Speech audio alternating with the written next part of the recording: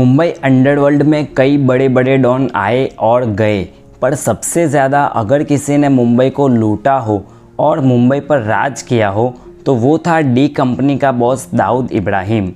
वैसे तो उस वक्त भी मुंबई में दाऊद के दुश्मन कई थे, पर दाऊद के ख़िलाफ़ बोलने की या दाऊद को नुकसान पहुंचाने की हिम्मत किसी में नहीं थी।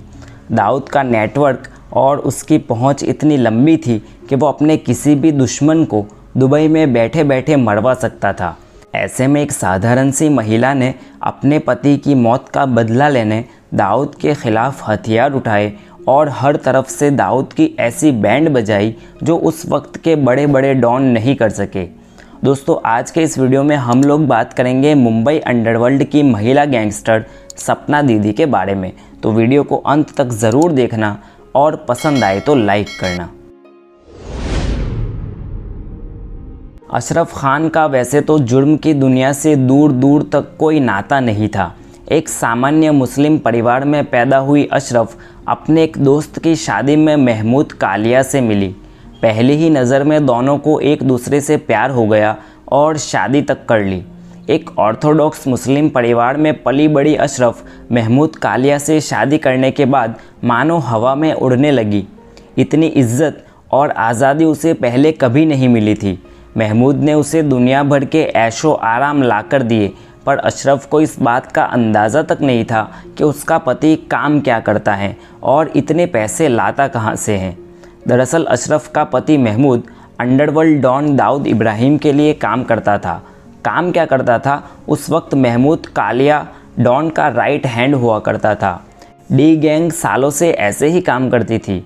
गैंग का सरगना दाऊद इब्राहिम दुबई में बैठकर अपने चेलों से मुंबई में क्राइम करवाता था। महमूद कालिया अपने काम से दाऊद के खास चेलों में से एक हो गया। इतना खास कि एक दो बार दाऊद ने खुद उसे मिलने दुबई तक बुलाया, पर महमूद कालिया अब दाऊद के इशारों पर नाचते नाचते थक गया था। उसने दाऊद की गैंग छोड़कर खुद की गैंग बनाने का फ़ैसला कर लिया। मुंबई वैसे भी अंडरवर्ल्ड का सबसे बड़ा अड्डा था, जहां दाऊद के सिवाय भी और कई छोटी बड़ी गैंग थी और डी कंपनी को अपने काम में टांग अड़ाने वाली हर गैंग से दुश्मनी थी। वैसे में अगर महमूद कालिया भी दाऊद की गैंग छोड़कर ख़ुद की गैंग बनाता तो वो भी दाऊद की हिट लिस्ट में आ जाता। महमूद ने अभी तो दाऊद की गैंग छोड़ी भी नहीं थी, पर दाऊद का नेटवर्क इतना स्ट्रॉन्ग था कि महमूद की डी गैंग छोड़ने की बात उसे पहले से ही पता चल गई। दाऊद मुंबई में अपना एक और कंपटीशन बर्दाश्त नहीं कर सकता था। वैसे भी दाऊद की फितरत ही यही थी कि जो कोई भी उसके रास्ते में आता उसे वो कैसे भी करके मरवा देता। महमूद के साथ भी उसने वही किया। पहले तो उसने महमूद को दुबई बुला के समझाया, पर जब उसे लगा कि महमूद उसके हाथ से निकल गया है तो महमूद के मुंबई लैंड करते ही एयरपोर्ट पर ही उसका एनकाउंटर करवा दिया। इधर महमूद के एनकाउंटर के बाद अशरफ खान को पहली बार महमूद के बारे में सब सच पता चला। 5 साल में कभी भी महमूद खान ने उसे ये महसूस तक नहीं होने दिया था कि वो डी गैंग के लिए काम करता है। महमूद की मौत के बाद महमूद के दोस्त उस्मान ने अशरफ को पूरी बात बताई। उस्मान ने ही अशरफ को महमूद और दाऊद के रिश्ते के बारे में बताया और यहाँ तक बताया कि महमूद के एनकाउंटर के पीछे दाऊद का सीधा हाथ है। अशरफ की दुनिया भी अब महमूद की मौत के साथ बर्बाद हो चुकी थी। उस्मान ने ही अशरफ को दाऊद से बदला लेने के लिए उकसाया। वैसे भी अशरफ चुप बैठकर किस्मत को कोसने वाली नहीं थी। उसने मन ही मन अपने पति और अपने प्यार का बदला लेने का ठान लिया और इसके लिए उसने मुंबई अंडरवर्ल्ड के सबसे बड़े डॉन दाऊद इब्राहिम को ख़त्म कर देने का प्लान बना लिया। वो दाऊद इब्राहिम जिसे ना कोई इंटेलिजेंस एजेंसी और ना ही कोई पुलिस ढूंढ सकी, उसे मारने का प्लान एक घरेलू महिला ने बना लिया। अपने मन में दाऊद को ख़त्म करने का प्लान बनाकर अशरफ खान उस्मान से मिली, जिसने उसे हुसैन उस्तरा से मिलवाया। हुसैन उस्तरा की दाऊद से पुरानी दुश्मनी थी और महमूद का कुछ कर्जा भी। हुसैन उस्तरा ने अशरफ खान को ट्रेनिंग देना शुरू कर दिया। ट्रेनिंग में उसने अशरफ खान को सेल्फ डिफेंस, मार्शल आर्ट्स और अलग अलग तरह के हथियार चलाना सिखाया। साथ ही अंडरवर्ल्ड के कायदे कानून सिखाए। उस तरह ने अशरफ को समझाया कि कैसे दाऊद दुबई में बैठे बैठे मुंबई में अपने बिजनेस चला रहा है। मुंबई में डी गैंग के बार, क्लब्स, जुए के अड्डे और ड्रग्स का कारोबार चलता था, जिससे पैसे कमा के दाऊद के गुर्गे हवाला के ज़रिए दुबई पहुंचाते थे। हुसैन उस्तरा ने अशरफ को ये बात समझा दी कि अगर अशरफ दाऊद के इन मुंबई के धंधों को नुकसान पहुंचाए तो दाऊद शायद मुंबई आ सकता है, जिसके बाद अशरफ के लिए उसे मारना आसान हो जाएगा। अशरफ खान मुंबई में उन सभी गैंगस्टर से मिलने लगी जिनकी दाऊद के साथ कोई भी छोटी बड़ी दुश्मनी थी। इसी सिलसिले में अशरफ खान दाऊद के उस वक्त के सबसे बड़े दुश्मन अरुण गवली से मदद के लिए मिली।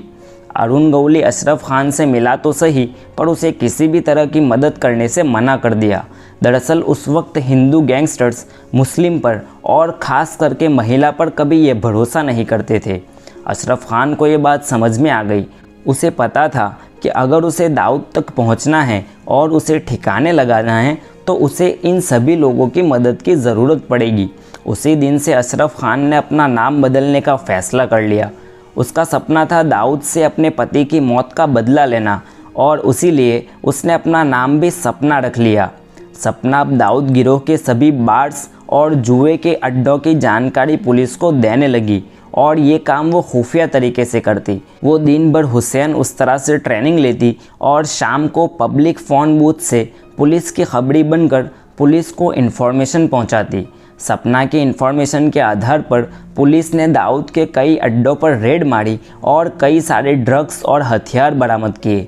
सपना इस कदर दाऊद के पीछे पड़ी थी कि उसने दाऊद के सबसे बड़े ऑपरेशन, जो कि वो नेपाल के रास्ते चलाता था, उसके बारे में जानकारी हासिल करने खुद हुसैन उस्तरा के साथ नेपाल गई। हुसैन उस्तरा के साथ रहकर सपना ने कई जानकारी पुलिस को दी और उसके ज़रिए दाऊद का काफ़ी नुकसान किया। दाऊद के दो खास माफिया को पुलिस का खबरी बनकर पकड़वाया, पर हुसैन उस्तरा के साथ कुछ मतभेद होने के बाद सपना हुसैन को छोड़ के खुद की गैंग बनाने लगी। अपनी गैंग में उसने नौजवान लड़कों को रखा जिन्हें उसने खुद ट्रेनिंग तक दी। इन सभी का एक ही मकसद था, दाऊद की मौत। गैंग के लड़के सपना को दीदी बुलाने लगे और इसी तरह अशरफ खान पहले सपना बनी और फिर सपना दीदी बन गई। सन 1994 में शारजाह में चैंपियंस ट्रॉफी खेली जा रही थी, जिसमें इंडिया और पाकिस्तान का मैच भी होने वाला था। सपना दीदी को इन्फॉर्मेशन मिली कि इस मैच को देखने दाऊद खुद स्टेडियम में आने वाला है। वैसे दाऊद कभी भी पब्लिक में अपना फेस तक नहीं दिखाता था, पर इंडिया पाकिस्तान की मैच देखने वो ज़रूर जाता। सपना दीदी ने शारजाह खुद से जाकर दाऊद को मारने का प्लान बनाया। इसके लिए पहले उसने अपने गैंग के कुछ लड़कों को दुबई भेजकर वहाँ की हालत का जायज़ा लिया, पर किस्मत ने सपना के लिए कुछ और ही सोच रखा था। एक दिन वैसे ही सपना रात को अपने नागपाड़ा वाले घर में सुबह होने का इंतज़ार कर रही थी।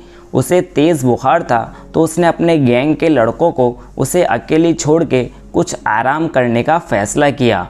रात के करीब 10 बजे सपना दीदी के घर के बाहर एक मारुति वैन आई, जिसमें से 4 लोग मुंह ढक के हाथ में पिस्तौल और चाकू लेके निकले। दरवाज़ा तोड़ के चारों सपना दीदी के घर में दाखिल हुए और सोई हुई सपना को लात, घूंसे और चाकू से मारने लगे। इन लोगों ने सपना को टारगेट करके ऐसी जगह मारा जैसे कि वो दिखाना चाहते थे कि जो भी उनके बॉस के ख़िलाफ़ जाएगा उसका क्या अंजाम होगा। सपना के दोनों ब्रेस्ट और वजाइना पर करीब 20 से 22 वार किए गए थे। सपना को जे हॉस्पिटल पहुंचाया गया, जहां पहुंचने से पहले ही सपना ने दम तोड़ दिया। सपना दाऊद को मार के अपने पति की मौत का बदला तो नहीं ले सकी, पर उसने डायरेक्टली और इनडायरेक्टली दाऊद को काफ़ी नुकसान पहुंचाया। सपना दीदी के जीवन पर एक वेब सीरीज़ तक बन चुकी हैं, एक थी बेगम नाम से। हालांकि बाकी बॉलीवुड प्रोजेक्ट्स की तरह इसमें भी ओरिजिनल कहानी के साथ काफ़ी कुछ छेड़छाड़ की गई है। अगर आपने वीडियो यहाँ तक देखा तो प्लीज़ एक लाइक कीजिए। मेरे चैनल को आपके सपोर्ट की काफ़ी ज़रूरत है। अगर आपको ये वीडियो पसंद आया तो आपको गंगूबाई काठियावाड़ी वाला वीडियो भी पसंद आएगा, जो उस ज़माने में वेश्याओं के हक की लड़ाई लड़ते हुए प्राइम मिनिस्टर जवाहरलाल नेहरू जी से मिल चुकी थी।